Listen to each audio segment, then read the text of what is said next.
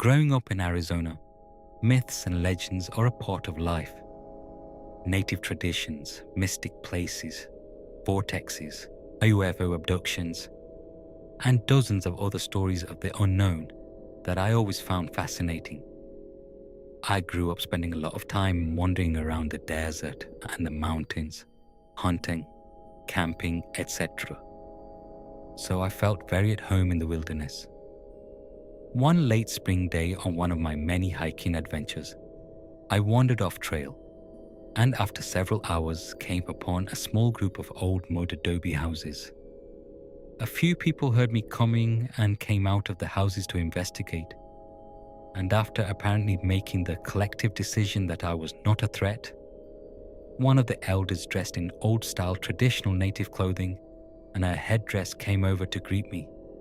The man spoke slowly and told me that I had wandered onto a Navajo reservation and asked me if I was lost or if I needed help.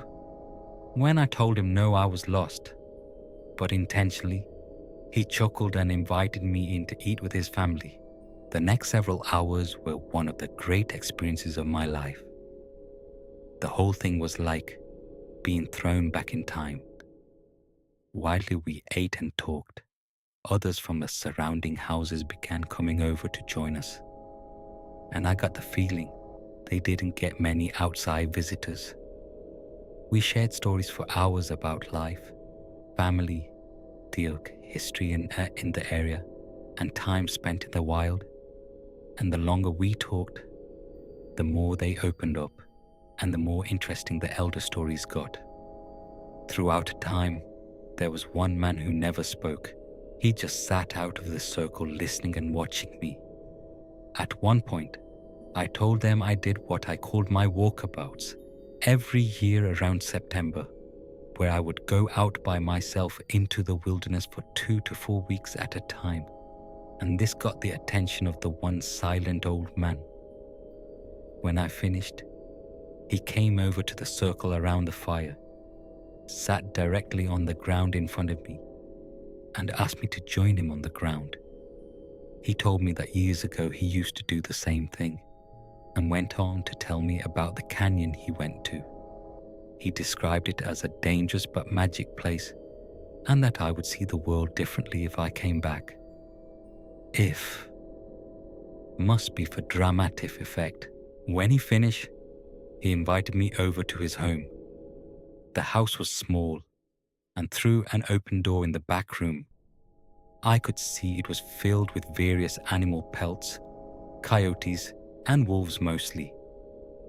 He walked over and closed that door, then picked up and handed me an old map and some written directions that seemed like he had been holding onto them for a long time, and just walked away into that back room and closed the door behind him.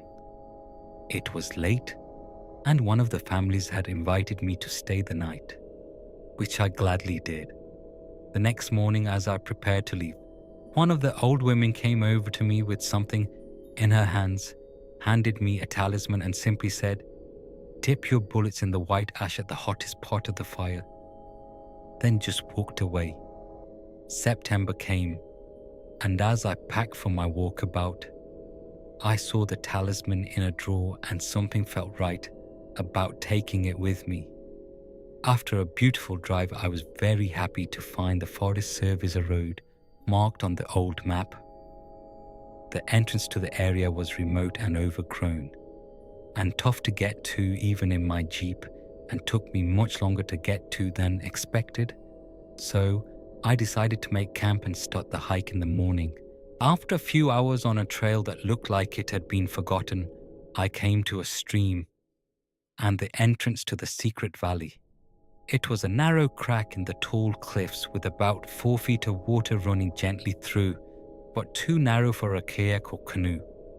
I hoisted my gear over my head and began the wade sideways through the chest-deep water.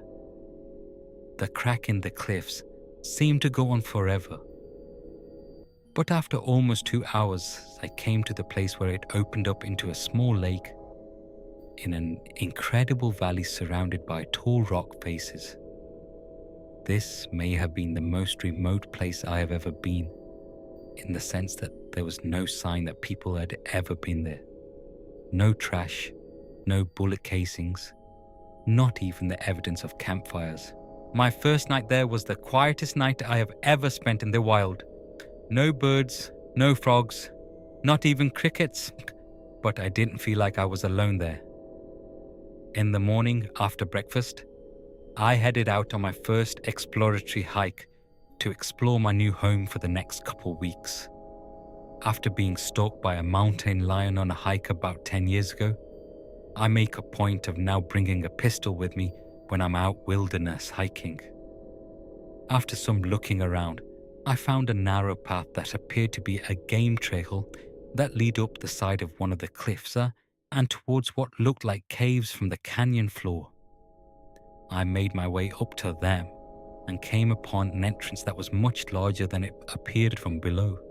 I made some noise to alert any possible animals I was there and made my way inside.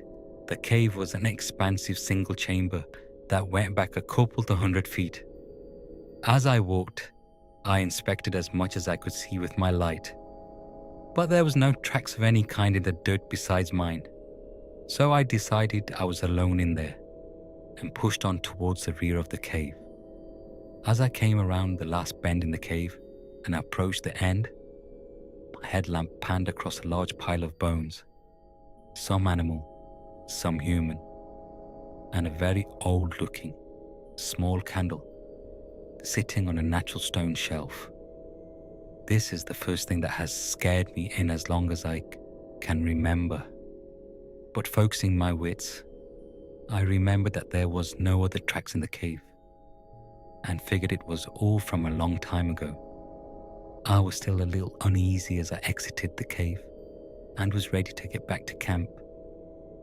As I came out into the light, about 75 feet away, there was the largest wolf I have ever seen that looked like it was coming down from standing on its hind legs. It dropped down to all fours on a rock, just began staring at me, not growling or baring its teeth, just staring. I pulled my .45 and fired 2 shots to the side of it to scare it away, but it didn't even flinch. Not only have I never seen a wolf in this part of northern Arizona, but I have never seen a wild animal that did not at least flinch at the sound of a gunshot. We both stood there staring at each other for a moment. I turned and set my backpack down to grab my binoculars and get a little bit closer look. But when I turned back, the wolf was gone. I made my way cautiously down the path back towards camp. I have encountered wolves before, and usually it's not the one wolf you can see that should worry you. It's the ones you can't see. So I was extra cautious for the return trip. Back at camp, I made sure my gun was fully loaded and got my recurve bow strung just in case the wolves came back. I have seen plenty of predatory animals on my adventures. It's a part of being in the wilderness. So I wasn't too worried, just prepared myself the best I could and went over to the lake to go fishing. Within about 20 minutes, I caught 2 of the biggest brown trout I've ever caught. So I decided to stop fishing for the day and take a swim. Back at camp, I made a fire, cleaned my trout, and made dinner while the sun went down. As soon as the sun went down, all of the life in the canyon seemed to go silent again. As I put out my fire and prepared for bed, I noticed there was a small flicker of light coming from the area where the cave I had explored earlier up the cliffside, which didn't make sense. It was a moonless night, and stars don't reflect that way. It couldn't have been the candle I had seen. It was too old and would not have burned so bright. I decided to keep my gun close and try to get some sleep. I would investigate the cave again the next day. When I woke at sunrise, there was a haze along the ground throughout the whole canyon floor. But as the sun rose, it disappeared quickly, and the area came back to life. I made my breakfast, gathered my gun and bow, and headed back up towards the cave. When I reached the entrance, I saw there were still no tracks besides mine around the entrance, and decided to push up the hill further. Just a little further up, I came upon the entrance to another cave, much smaller than the first one. There was a small flat landing with a large, heavily twisted juniper tree that, to my absolute surprise, had many small objects hanging from thin, old-looking ropes tied to the branches. There were bones, but there were also old things definitely made by humans and looked like they were old Native American artifacts. Thinking I might have found the spot where the old man I met on the reservation had stayed when he was there decades ago, I went into the cave. This cave was much different from the first one. Just a few feet in, I noticed the walls were covered in what looked like ceremonial cave paintings. As I pushed further back, the cave got dramatically colder. Much colder than it should have been, and the walls were completely covered with the paintings the entire way. When I reached the back of the cave, I was not prepared for what I saw. There was what looked like an old altar made of wood and bones. As I looked around, I saw that a little before the back of the cave, there was another shaft in the ceiling that went up, and on a ledge about 25 feet up sat the small figure of what appeared to be a woman. She was small and pale, with her face painted white, and wearing something like a crown made of woven branches with two small antlers at the front. I stopped and stared for a few minutes, and the figure did not move, so I assumed that it was mummified remains from a long time ago. Not wanting to disturb a burial site, I turned to walk back out of the cave. But I began to walk, I heard what sounded like a faint voice in an unknown ancient language. I instinctively looked back up towards the figure, but it was gone. I was immediately terrified and ran from the cave as fast as I could get out, but my headlamp flickered and died. I made my way out, feeling along the wall to find my way, and the whole way I felt like there was something right behind me. When I saw the first light from the cave entrance, I began to sprint toward it. Just before I made it out, I looked back, and there was nothing, so I slowed down. But I could still hear the faint voice, and the volume never changed. When I got outside, all the bones and artifacts hanging from the tree were gone. I ran down the path as fast as I could, headed back to my campsite by the lake. Just as I reached the floor of the canyon, I noticed a large wolf at the tree line to my left, but this time it stayed standing upright on its hind legs. I stopped running, hoping to not initiate its predatory response to chase me, and again, it just stood there staring at me. I reached my campsite safely and immediately began packing up. It was too late in the day to make it out before dark, and I did not want to make the hike out at night with all that was going on.